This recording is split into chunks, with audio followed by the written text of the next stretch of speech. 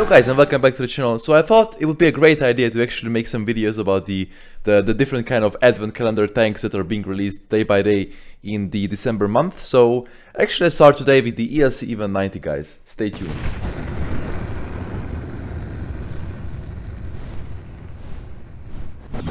The advent calendar day 5 offer is the ELC EVEN 90, possibly the best passive scout at tier 8. Now, this tank has an auto-loading gun. It doesn't really have much firepower. It has a little bit of firepower when you can clip out on someone for 600 damage, but it really excels on open maps, and it boosts really good camo rating. It's very small, and it's also got really good view range once you have all the equipment that is needed to enhance it. Now, it costs 5,200 gold, which I would say is pretty worth it if you want to do some missions. I don't think you're going to be farming much credits in this tank, but it's perfect for missions actually. And probably much better than the tier 8 light tanks at its tier 4 passive scouting. Now, you can also buy it, I believe it, for 22 euros, and you also get a day 5 mission here for 3000 XP and 30,000 gold. But without further ado guys, I'm going to play a game in the ELC as I don't have any pre-recorded games that I can show you. But let's hope we're gonna get a good match and enjoy guys. Once again, apologies for the bad graphics. I'm going to be getting a new PC in the next 2 weeks. But yeah, this is my setup for the EVEN 90. We are playing with CVS on the booster slot, optics and vents. We don't need to have purple here. I just put purple because I want to maximize the stats. Now this way we have 510 view range, which is absolutely great.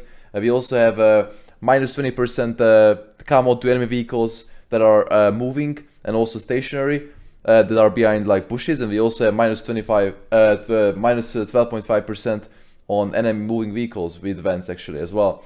About field mods, I chose right, left, right. This one gives more top speed at the cost of engine power. This one gives more reload time at the cost of aiming speed. Sorry, yes, at the cost of aiming speed, aiming circle size actually. And this one gives plus reverse speed, which is really sluggish on this tank. It's only 20 by default. Now, this tank doesn't have any firepower, as you can see. Very long reload, 1300 DPM, 2.5 aiming time, very inaccurate, all that stuff. Very low HP, no armor, of course.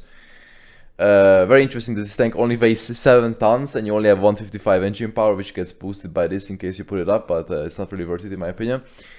Anyway, guys, this is probably the best passive scout at tier 8, and without further ado, actually let's play a game on it, and let's see what we get. We get live oaks now. Okay, this is interesting. Now we are going to have multiple opportunities here. I can either play the J line, like very passive.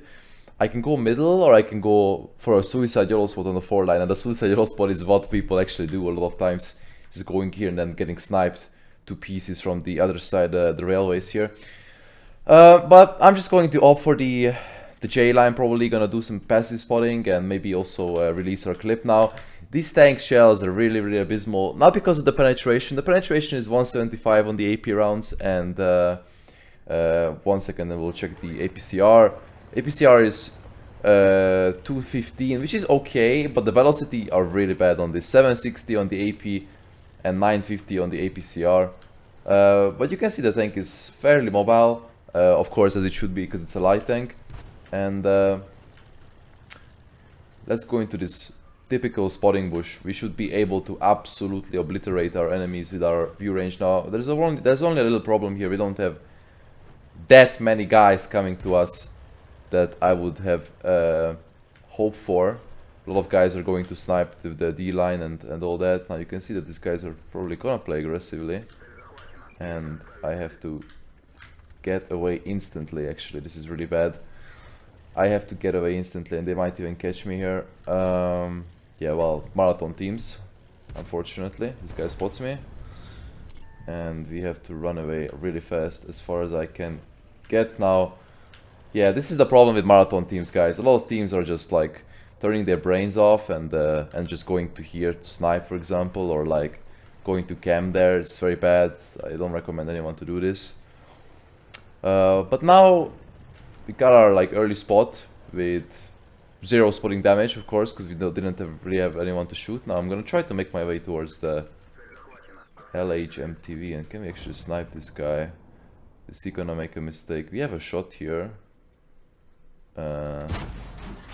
Okay. And I get spotted somehow. That's weird.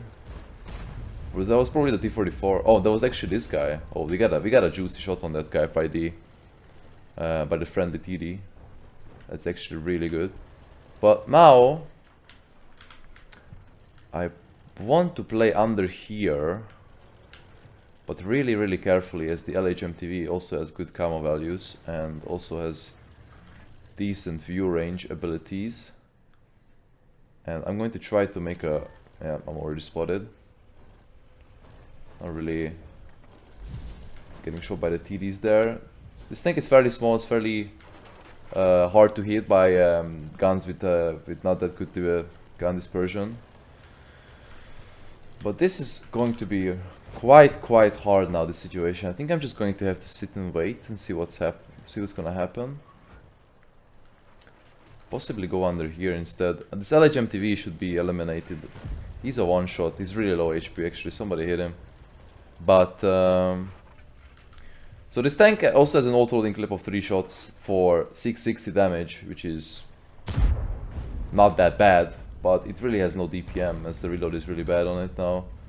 Russ gets spotted, but we can't really do anything against him. And I believe this flank just basically opened up here, and we can exploit this. We can push the Burask, and then we can spot all the TDs from underneath the 0 line. That should be a good opportunity. Now this tank has really good camo value. In case you have the bounty low noise exhaust, which gives you, I believe, plus 9% camo, I would suggest equipping that instead of the vents.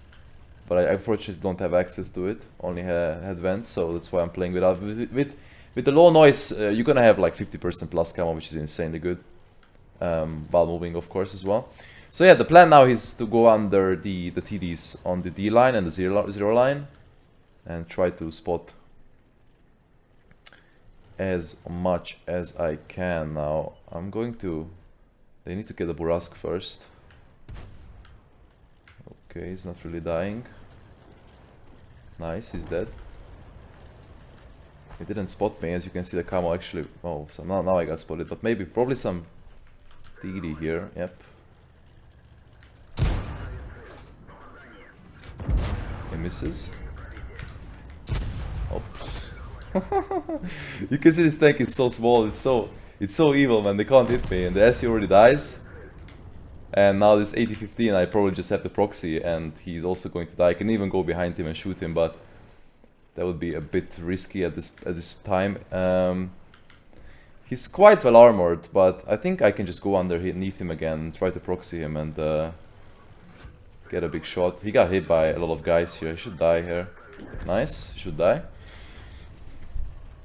Now I'm going to go for the WZ here, who's a one shot. He's already peeking me. He should die for this. He's dead for that, I think, unless they all miss him.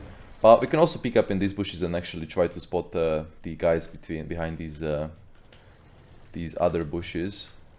And you can see I respot this guy now. He should definitely die for this. I can also probably finish him out, but I don't really want to expose my position yet. Nice, beautiful, is dead. And now I'm going to try to make my way very, very slowly into the enemy's base. And possibly RT spotted. Nice. He should die. Beautiful. And also the object gets spotted here. Oh, the Liz spots me. That is not the greatest. Let's actually clip this guy fully. Nice. Let's do a reload. And we already have 3.3 combined, which is really good actually. Of course, this tank is very, very bad on maps like Himmelsdorf, Ensk, like a lot of maps where you need like, but you can't really use your camo and all that, so it's really not that fortunate if you get those maps. But we can actually finish this guy on our own probably here. 1, 2. Beautiful. And now the last one is the Isu. And he's dead. Now guys, 4.7k damage combined with 1.2k damage and 3.5 done. We got a lucky map, guys. Honestly, I would wholeheartedly recommend you to buy this tank in case you're looking for some of those missions at tier 8 that need like passive scouting, or if you want to have like a fun scout tank. It's a very fun little tank. You can even make better games than this, much better games, because you can use the camo values much better. And also, as you can see, my early game was pretty much dead, and unfortunately we couldn't really do much damage. But you can see we have 4.2k spotting, 1.2k bro damage, which puts us up to 5.4k combined damage, actually first in XP, so that's really good. About the credits, we made 124,000 credits actually, so maybe it's not that bad for spotting. You can see that I didn't even shoot that much. I think the ammo costs are really cheap. Yeah, even the AP shell costs 280. I mean, the AP shell costs 440, but the AP shells at 175 AP millimeter, that's really good at close range. So yeah, guys, honestly, this tank is not a bad deal for 22 euros or 5k gold. For 5k gold, I would definitely pick it up, man. Thank you so much, guys, for watching the video, and let me know what you guys think about this kind of advent series that I review every single advent tank in a video every single day. Let me know what you think about it, and guys, thank you so much for watching, and I'll see you soon. Oh, also check my Twitch at twitch.tv/kajzoo.